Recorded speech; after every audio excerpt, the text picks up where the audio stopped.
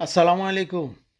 বাইরে, তুমি যতই যোগ্যতাশালী হও আর যতই যোগ্যতা সম্পন্ন হও আর যতই তোমার মেধা থাকুক, বাংলাদেশে একমাত্র জামাতি ইসলাম ছাড়া তুমি কখনো প্রধানমন্ত্রী হওয়ার কথা চিন্তাও করো না।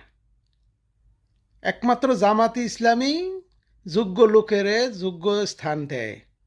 আর অন্য যত দল দেখতেছ, ওই নেতার যে আছে সাওয়ার সানা আছে, ওইটা যত অযোগ্য হোক আর যা মূল্য তাই হোক, ওই নেতার সানা রে ওই লেজ দিয়ে বাইন্ধে রাখছে সাথে, যে নেতা যাওয়ার পরে ওই নেতার সানাই এসে নেতা হবে। তুমি যেই খেতা তুমি যেই খেতা চিরা খেতায় থাকতে ওই চিরা খেতাই হইয়া থাকবা। তুমি কখনো নেতৃত্বে আসতে পারবা না, এই চিন্তাও করো না। কারণ তুমি যে চাইয়া দেখো, তোমার নেতার লেজের লগে নেতার ছানা বান্দা আছে। নেতা যাওয়ার পরেই নেতার ছানায় আইসা নেতা হবে, তোমারই নেতা হবে। তুমি যে একবার ভাইবো না যে আমি অনেক যোগ্যতাশালী, আমি নিশ্চয়ই একদিন দেশের বড় কোনো পদে যাব। সেই সেই আশায় ঘুরে বালি।